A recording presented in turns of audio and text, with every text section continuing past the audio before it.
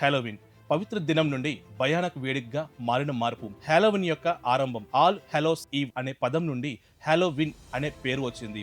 ఇది క్రైస్తవ సమాజంలో ఆల్ సెయింట్స్ డే సర్వ పవిత్ర దినం ముందు రోజు రాత్రి జరుపుకుంటారు. అంటే అక్టోబర్ 31 జరుపుకునే రోజు. ఈ రోజున ఎక్కువగా పరలోకపు సంగతులను గౌరవించి దేవుని విశ్వాసానికి సాక్షులైన పవిత్రుల జీవితాలను స్మరించేవారు. మొదటి ఉద్దేశం ప్రార్థన మరియు పవిత్రత. హాలోవీన్ మొదటిగా ఒక ప్రార్థనా దినం.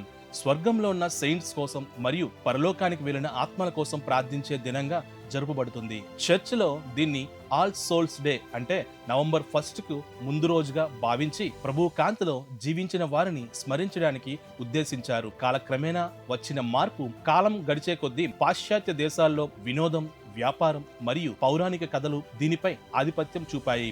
దాంతో ఈ పవిత్ర దినం తన అసలు ఆధ్యాత్మిక అర్థాన్ని కోల్పోయి భయానక వేడుకగా మారిపోయింది. ఇప్పుడు ప్రజలు హాలోవీన్ ని భూతాల పండుగ, దెయ్యాల పండుగలా జరుపుకుంటున్నారు.